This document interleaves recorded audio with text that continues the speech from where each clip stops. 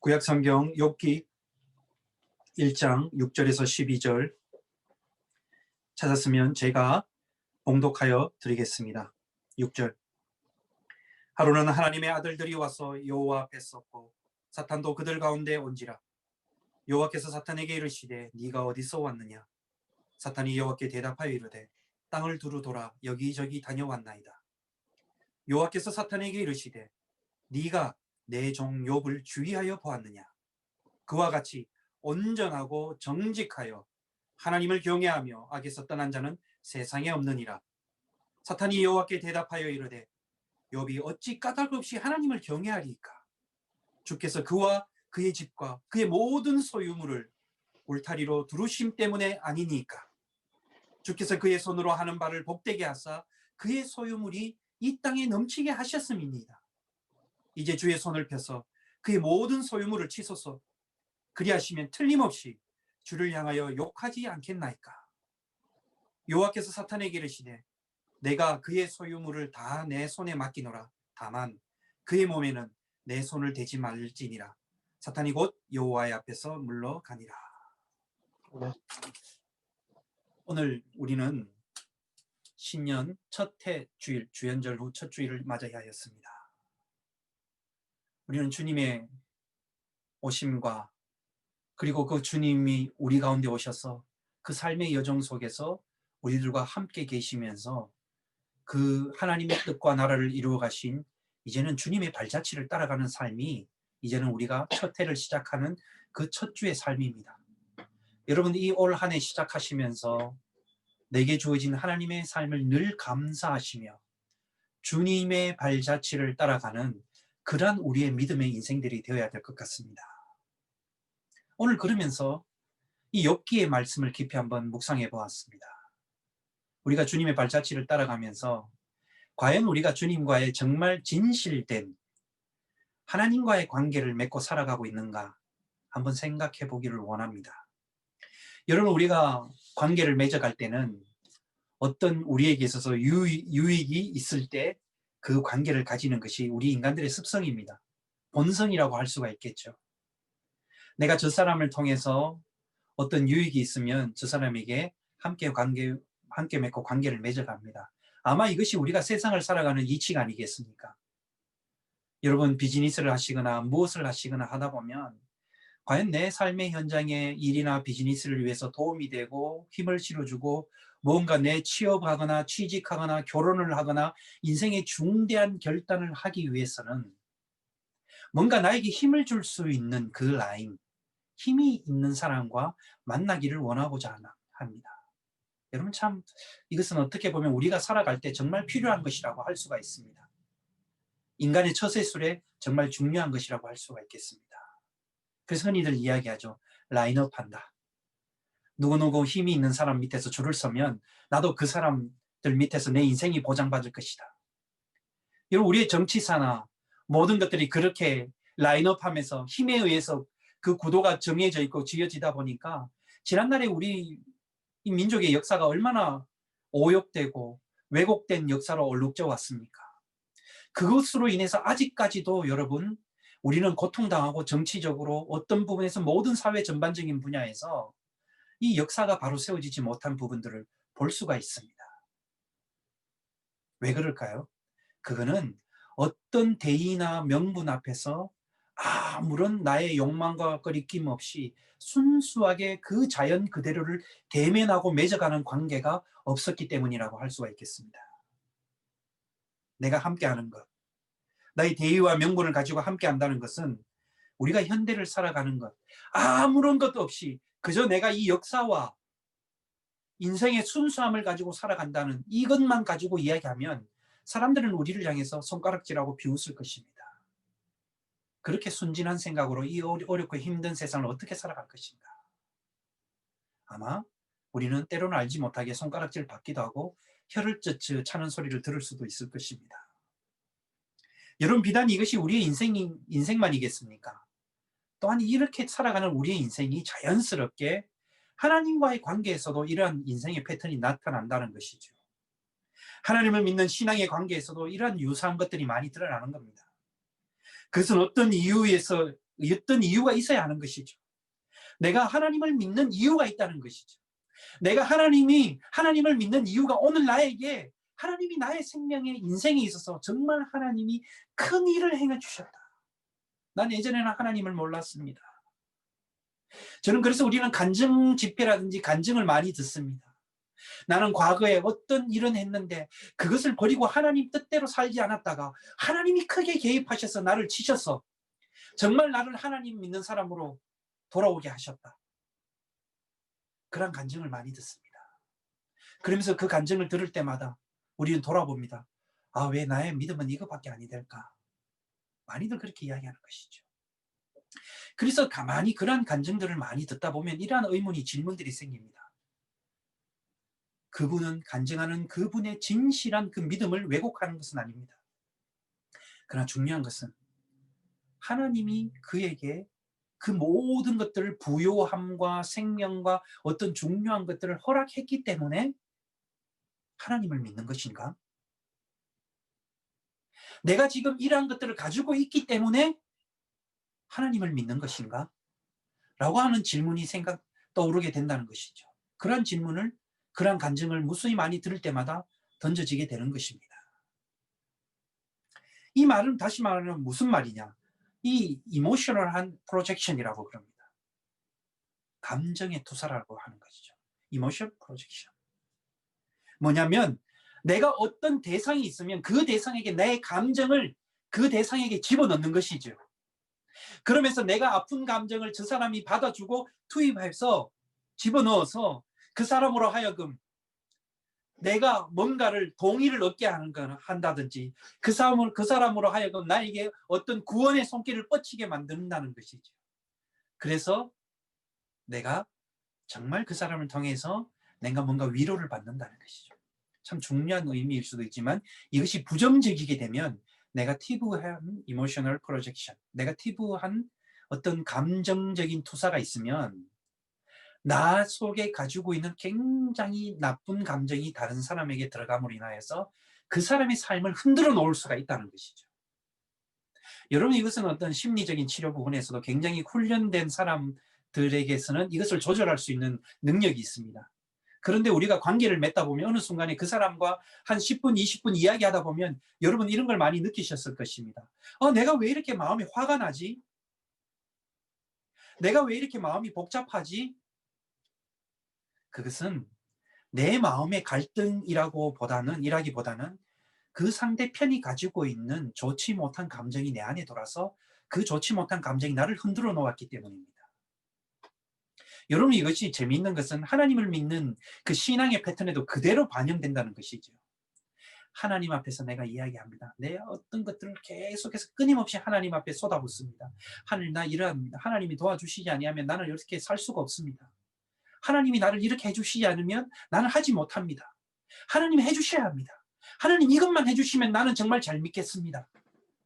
이것만 해주시면 나는 정말 잘 믿음 생활 열심히 하겠습니다. 이게 뭘까요, 여러분? 엄밀히 따지면 하나님 앞에서 나의 어떤 어린아이의 부림과 바지와 그리고 나의 모든 감정을 하나님 앞에 쏟아붓는 것이죠. 이러한 식으로 우리의 신앙의 패턴이 처음 시작할 때 누구나 다 이렇게 출발할 수 있지만 그러나 시간이 가면 갈수록 우리는 이러한 유아기적인 어떤 신앙의 패턴에서 하나님 앞에서조차도 내 감정을 집어넣고 반영하는 것들을 우리는 여기서 벗어나지 못하는 것들을 볼 수가 있습니다. 여러분, 불교 용어에 보면 이러한 것들이 있습니다. 윗바사나라는 용어가 있습니다. 이 윗바사나라는 게 어떤 의미냐면 이 불교 스님들이, 이 성직자들이 이 겨울이나 여름이 되면 그분들이 늘 침묵을 하면서 그분들이 수련을 들어가는 기한들이 있습니다. 여름에는 그거를 하한거라 그러고 겨울에는 동한거라 그럽니다. 이 하한거와 동한거를 할 때 그분들이 벽을 보면서 수련을 하는데 일정 기간 동안 침묵 속에서 하는데 그분들이 왜 그렇게 하느냐면 저도 한번 들어보았습니다. 그렇게 하는 이유가 뭐냐면 이 세상이나 모든 욕망이나 이런 것들을 내려놓고 이 모든 자연이나 모든 것들을 있는 그대로 바라보는 훈련을 한다는 것입니다. 그러니까 이 말이 어떤 말이냐면 내가 어떤 것들을 대상을 바라볼 때, 친구를 만날 때, 가족을 대할 때, 사람을 대할 때 내가 뭔가 나의 그 마음과 감정을 그 사람에게 집어넣는 것이 아니라 내 앞에 나와 마주하고 있는 사람을 있는 모습, 그 사람의 모습 그대로 바라본다는 훈련을 하는 것이죠. 그래서 그분들은 끊임없이 그런 훈련을 한다고 하는 것입니다. 여러분, 그런데 이것이요, 어떤 다른 종교에서 있는 것이 아니라 주님께서 우리에게 보여주신 것입니다. 하나님께서 우리에게 보여주신 것이죠. 하나님은 우리의 모습을 하나님의 형상으로 창조하셨다는 거예요. 그리고 주님께서 오셔서 내가 가지고 있는 어떤 것, 내가 가지고 있는 어떤 능력, 그것으로 주님이 우리 위해서 주님이 대신 십자가를 그것 때문에 지신 것이 아니라 죄된 내 모습 그대로 주님은 나를 봐주시고 불러주신 것입니다. 주님은 그 제자들을 부르실 때 베드로의 모습을 보십시오. 갈릴리 땅에서 어부를 하는, 그물질을 하는 어부였습니다. 신분적으로 얼마나 낮은 사람이었습니까? 주님은 그런 베드로를 불러주셨습니다. 베드로야, 네가 어부기 때문에 내가 진짜 불러준 것만 해도 너는 감사하게 생각해. 이게 아니시죠. 베드로의 조건이, 외형적인 조건이 어부, 그리고 세관에서 세금을 걷는 텍스 컬렉터인 세리 마태도 부를 때 주님이 마태는 사람들로부터 손가락질 받는 사람이었습니다. 그런 마태를 주님은 부르셨어요.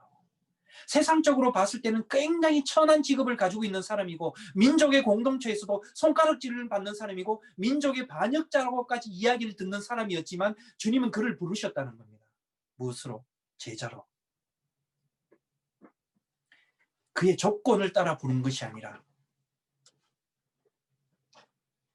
그의 마음을 따라 부른 것이 아니라 단순한 그 모습 그대로를 부르셨다는 것이죠. 뭔가 그 사이에 뭔가가 들어가고 있지 않다는 것입니다. 그래서 저는 원래 우리 이 레이즈 미니스트리 공동체가 생각해보는, 하나님과 원래 한번 어떤 주제로 살아볼까라고 생각했을 때, 하나님과 우리는 화목한 삶으로 살아가자. 하나님과 화평을 누리며 살아가자. 하나님과 우리의 관계 속에서 평화의 관계, 화평의 관계, 화목한 관계로 살아보자. 여러분, 화목한 관계라는 게 어떤 것일까요? 뭔가 우리가 친구와 관계를 맺을 때 내가 뭔가 내 속에, 우리는 이렇게 흔히 표현하지 않습니까? 꿍꿍이가 있다. 뭔가 이거는 뭔가 나도 모르게 깜짝한 뭔가 마음이 있기 때문에 접근한다는 것이죠. 순수하지 못한다는 것이죠. 그러면 그 관계는 여러분 오래가지 못하는 것입니다. 깨어질 수밖에 없습니다. 화평과 평화의 관계가 될 수 없습니다. 화평과 평화의 관계가 어떤 관계이냐면 너와 나 사이에 아무런 것 없이 너의 있는 모습 그대로, 나의 부족함 그대로를 서로 수용하고 받아들이는 관계가 평화의 관계가 될 수 있는 것입니다. 여러분, 온라인에 우리는 그렇게 한번 해보았으면 좋겠습니다. 하나님과의 평화의 관계, 하나님과의 관계성 속에서도. 여러분, 그래서 오늘 욥기의 주제는 우리가 다 아실 것이지만 왜 우리가 이런 고난을 당해야 되는가? 하나님을 열심히 믿는데도 왜 고난을 맞이할 수 있는가? 의인은 왜 고난을 받아야 되는가? 하나님을 열심히 고백하는데도 믿는데도 왜 고난이 따라 끊이지 않는가? 그러한 이야기입니다. 그래서 여러분, 어떻게 보면 구약 성경의 전체적인 흐름에 보면 여러분, 주제가 뭐냐면 하나님을 잘 믿으면 복을 받는다 라는 것이 구약 성경의 전체적인 흐름입니다. 그런데 욥기서를 보면 조금 그것과 반대되는 내용을 오늘 1장에서 볼 수가 있습니다. 이 욥기서가 잘못됐다는 것이 아니라 오늘 우리가 읽은 본문 말씀에 등장하는 사탄이 그러한 반대되는 입장을 교묘하게 우리 가운데 심어주고 있다는 것이죠. 오늘 본문의 내용에 보면 하나님과 사탄의 대화 내용입니다. 욥이 정말 이렇게, 사탄은 욥에게 하나님께 이렇게 이야기했죠. 하나님, 그게 정말일까요? Is it true? 과연 그럴까요? 정말 욥이 하나님을 믿는 신실한 사람일까요? 사탄은 하나님께 그렇게 질문을 던졌습니다. 굉장히 도전적인 질문입니다. 이 말의 의미는 어떤 의미일까요? 욥이 당신을 믿는 이유가 있기 때문에 당신을 그렇게 믿습니다. 당신이 욥을 아무래도 경건하고 나를 경외하는 사람, 이 땅에 욥의 신앙만큼 비교할 수 없다. 너도 한번 지켜보아라 라고 하나님이 자랑하시는데 과연 그게 사실일까요? 쉽게 표현하면 사탄이 하나님께 이렇게 질문하고 있는 것입니다. 욥이 그렇게 하나님을 신실하게 믿고 그 모든 가족들과 식솔들과 그 모든 것들이 하나님을 정말 진정으로 경외하는 것이 사실일까요? Is it true? True? 정말일까요? 하나님, 뭔가 욥 속에 뭔가 꿍꿍이가 있지 않을까요? 욥이 그 마음속에 뭔가 있기 때문에 하나님을 그렇게 믿고 있지 않을까요? 이런 말입니다. 그 말이 사탄의 내용이 뭔가, 하나님께서 욥에게 수많은 부요함과 세상에 누구도 부러워할 만큼의 모든 것들을 욥에게 하나님이 주셨기 때문에 욥이 지금 하나님을 믿고 있는 사람이 아니겠습니까? 그러니까 사탄의 말은 뭐냐? 하나님이 욥에게 그러한 부와 모든 능력과 모든 힘과 모든 사회적 지위와 모든 것을 주셨기 때문에 욥이 그렇게 하나님을 믿는 것입니다. 그렇게 사탄은 하나님께 이야기하고 있는 것이죠. 정말 그의 마음에 선하고 좋은 것들이, 그것들이 제거된다면, 없어진다면 정말 하나님을 믿을 수 있을까요, 욥이? 이러한 것입니다. 하나님 한번 제거해 보십시오. 욥이 가지고 있는 자녀들을 한번 제거해 주시고, 욥이 가지고 있는 부요함과 모든 사회적 지위들을 하나님이 만약에 저에게 그 고난, 없애는 고난을 주신다면, 한번 그것을 제거하고 나면 정말 그때라도 욥이 정말 하나님을 믿을까요? 욥이 믿는 믿음이 진리일까요? 진실할까요? 신실할까요? 그럼에도 불구하고 하나님을 믿을까요? 라는 것이 사탄의 하나님을 향한 도전적인 질문인 것입니다. 그래서 하나님께서는 사탄에게 이야기합니다. 사탄에게 그러한 고난을 부여해 주셨습니다. 그리고 난 이후에 사탄은 욥에게 찾아가서 그가 가지고 있는 재산과 자녀들과 모든 것들을 다 앗아갔습니다. 그리고 모든 것이 사라진 이후에 욥의 아내마저도 2장에 보면 욥을 저주하는 모습이 나옵니다. 당신이 이렇게 다 잃어버리고 비참하게 되고 모든 것이 사라졌는데, 우리 사랑하는 자녀들마저도 다 사라지고 모든 것이 살았는데 당신이 살 이유가 뭐가 있냐고. 하나님을 그냥 욕하고 저주하고 죽어라. 그 사랑하는 아내마저 욥에게 이러한 말을 던졌을 때 욥의 상황이 얼마나 아프고 힘들겠습니까? 욥의 입장에서는 찢어지는 것입니다. 욥이 당하는 고통은 이루 말할 수 없을 것입니다. 여러분, 그런데 우리가 성경으로 읽을 때는, 이 문자적으로 읽을 때는 이것이 다가오지 않는데, 여러분 현대 심리학적인 의미로 이 욥의 어떤 모습을 진단하면 이러한 것으로 표현할 수가 있습니다. 욥은 외상후 장애 스트레스를 가진 사람이라고 진단할 수가 있습니다. 트라우마틱 스트레스를 가졌다고 이야기합니다.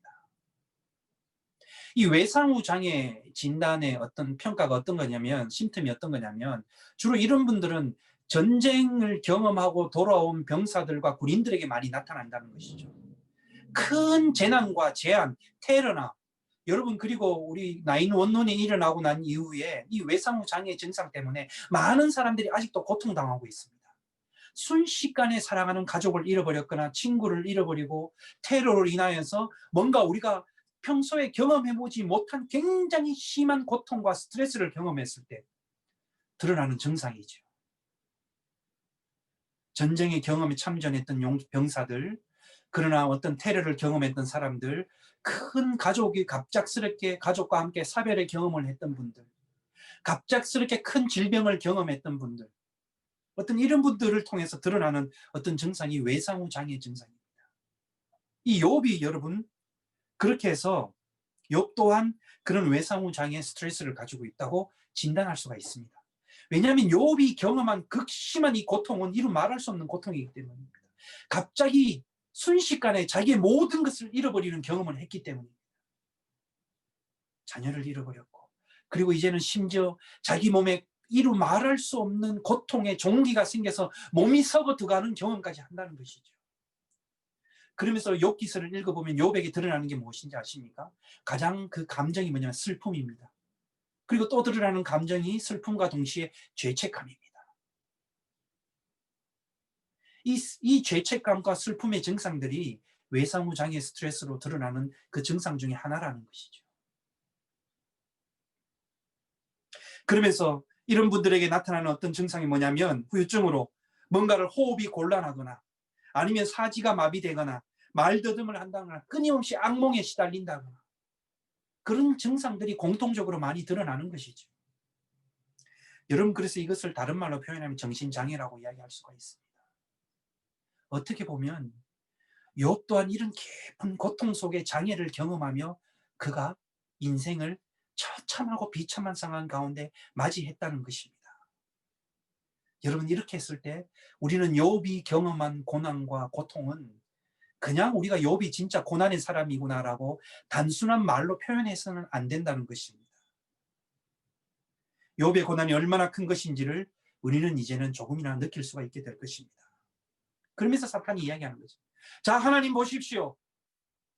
욥이 정말 이제는 하나님을 믿고 고백하는지를, 욥이 정말 하나님을 신실하게 고백하는지를 한번 지켜보십시오.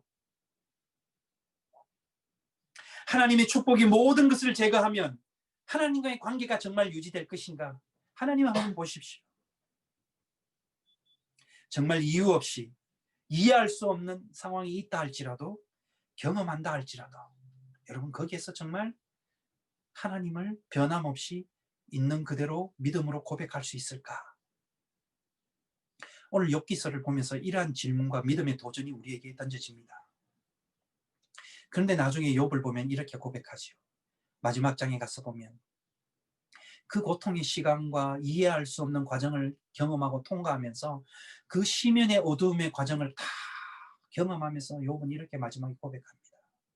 내가 예전에는 하나님을 귀로만 듣게 되었는데 이제는 내가 하나님을 정말 눈으로 봅니다. 이 욥의 고백이 어떤 의미 있을까요? 하나님, 나의 이 짧은 생각과 이성과 생각으로 다 이해할 수 없고 지금 또 이해할 수 없고 지금 또 받아들이기 힘든 상황이지만, 그러나 내가 마지막 남았다라고 할 수 있는 것이 무엇이냐면 하나님을 향한 변치 않음의 고백입니다 라는 것입니다. 여러분, 이것이 무엇일까요? 이해할 수 없고 알 수도 없는 모든 것들이 다 제거되었어도 여전히 나에게 남아있는 것은 하나님을 나의 하나님으로 고백하는 이것 외에는 없습니다라는 것입니다. 사랑하는 여러분, 정말 우리에게 필요한 신앙의 모습이 아닐까 생각되어집니다. 욥은 정말일까요? 아무런 것 바라는 것 없이 그렇게 할 수 있을까요? 더 나아가 그 반대의 상황이라 할지라도 하나님만으로 만족할 수 있을까요? 라고 사단이 교묘하게 하나님을 향한 믿음의 고백을 뒤틀어 놓았지만 그 뒤틀림 상황 속에서도 욥에게 마지막 남은 것은, 결정적인 것은 그가 하나님을 향한 믿음의 고백밖에 없었다는 것을 눈으로 확인하게 된 것입니다. 사랑하는 믿음의 형제자매 공동체 여러분, 원래 우리는 하나님과 나 사이에 어떤 이유가 있다 할지라도 그것을 이유를 한번 제거하는 믿음의 삶을 살았으면 좋겠습니다. 그리고 내가 하나님을 믿는 것인가, 정말 내가 어떤 이유 때문에 하나님을 고백하는 것이 아니라 아무런 이유가, 수만 가지 이유가 있다 할지라도 그것은 부차적인 문제이고, 나는 내 하나님은 하나님으로서 나는 고백합니다. 나를 하나님의 형상으로 창조해 주셨고 하나님은 나의 하나님이시기 때문에 나는 하나님을 고백합니다.